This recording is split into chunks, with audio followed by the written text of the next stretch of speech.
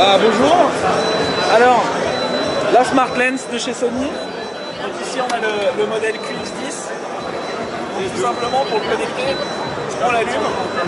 Et après sur n'importe quel smartphone, que ce soit sous Android ou un iPhone, on va pouvoir, en téléchargeant l'application Play Memories, on va pouvoir connecter son smartphone directement à la Smart Lens.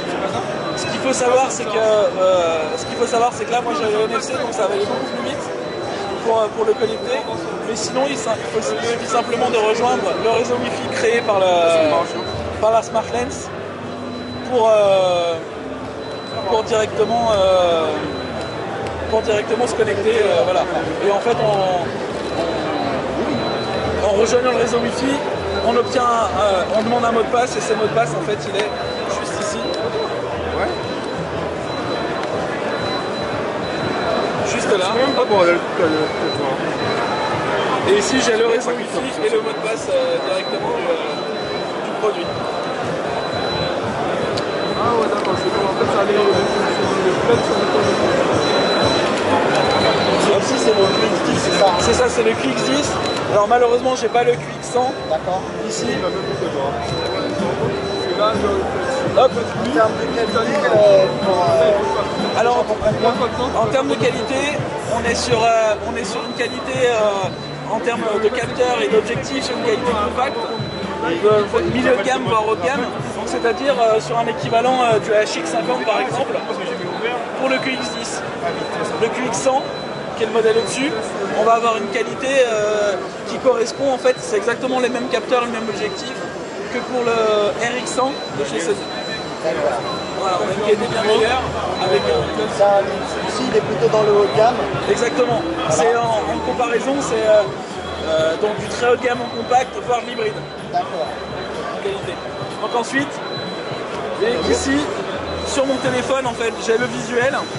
Et je vais pouvoir orienter donc ma Smart Lens en fonction de ce que j'ai envie de prendre en photo. Je fais une mise au point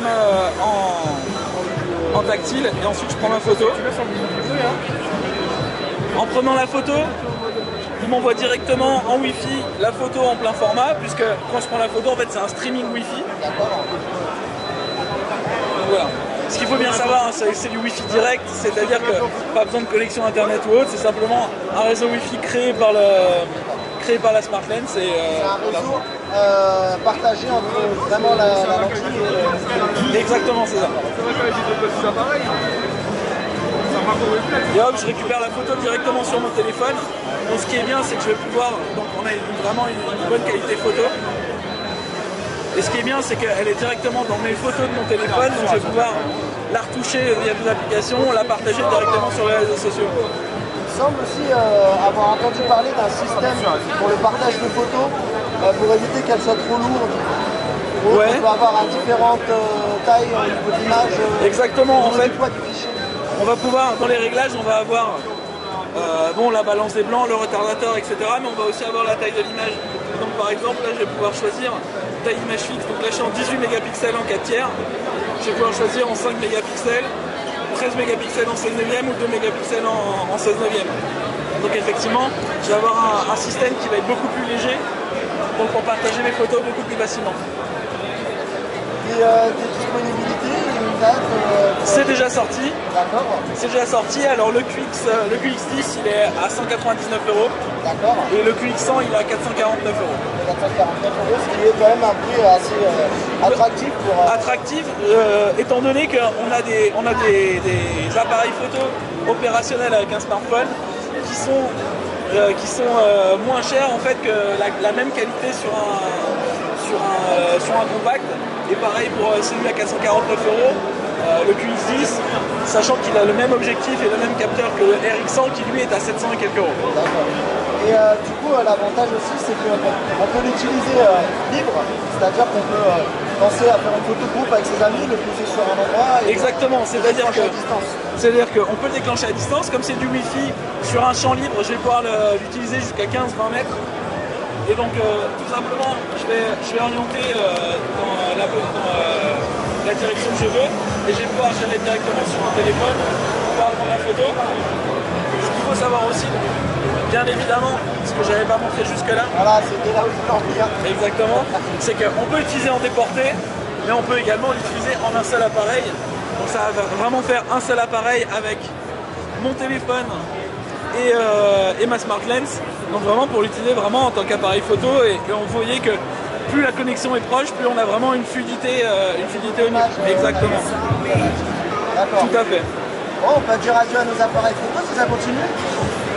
Vous allez quand même en vendre encore des appareils photo? Bien évidemment, puisque en termes d'hybride, en termes de réflexe, aujourd'hui on a quand même des appareils photo qui font des photos de bien meilleure qualité, où on a beaucoup plus de modes, de réglages, etc. Mais pour ce qui est du compact, pour les gens qui ont un smartphone, effectivement ça va être quand même plus intéressant de travailler avec ces modèles-là. Pour des gens qui n'ont pas de smartphone, les compacts sont toujours présents. Aujourd'hui, on en a plus beaucoup. Est-ce que vous pensez que à terme, c'est l'avenir de la photographie ou à votre avis? En tout cas, on vient de le sortir, on a essayé sur plusieurs stands, sur plusieurs salons. Ça a très bien marché, le public a très bien accueilli le truc. Là, ça fait 2 semaines que c'est sorti, ça marche plutôt bien. Ça peut effectivement vraiment continuer si on continue sur cette lancée, en tout cas, on va arriver à quelque chose d'assez intéressant au niveau de la photo. Ouais. Aujourd'hui, pour un photographe amateur, mais enfin, je dirais avancé, mais peut-être pas professionnel, est-ce qu'il y a quand même un frein entre, par exemple, un appareil photo traditionnel et celui-ci, mine de rien, un qui pourrait dire à chacun ses usages, quoi?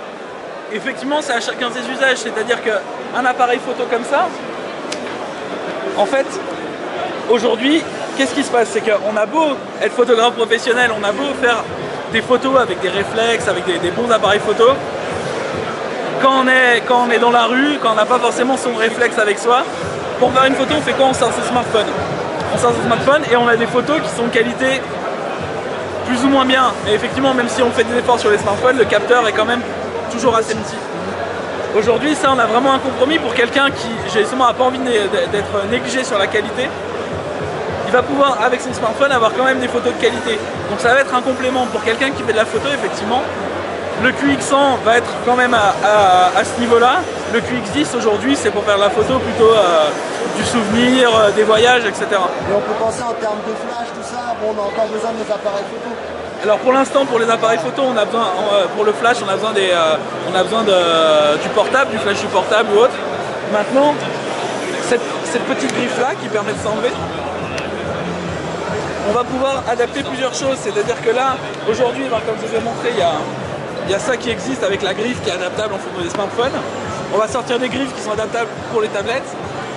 Mais on peut voir aussi dans l'avenir peut-être des flashs, des batteries supplémentaires, des écrans LCD ou des choses comme ça. Des micros externes, pourquoi pas. En termes juste, alors peut-être le petit bémol que j'ai entendu aussi, mais c'est juste au niveau de la prise vidéo, c'est du 720p pour l'instant. Pour l'instant, c'est du 720p. C'est effectivement un des côtés. Bon, après, ça reste un appareil photo qui peut faire des vidéos.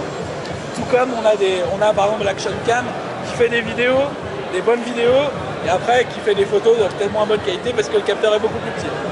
À chacun ses usages encore une fois, mais à mon avis sur les modèles futurs on aura de la vidéo en Full HD et voilà. Pour l'instant c'est pas une volonté de Sony de filmer en 720p, mais tout ce que j'ai compris c'est un peu les limites techniques entre le Wi-Fi direct, c'est ça? C'est ça. C'est-à-dire qu'en streaming, enfin là pour l'instant quand on enregistre la photo, la vidéo, on a un streaming pour savoir ce qu'on filme. Donc effectivement du 1080 ça serait beaucoup trop lourd et ça serait très compliqué pour voir ce qui se passe. D'accord. Bon bah écoutez, merci pour cette présentation. De rien. Merci, au revoir.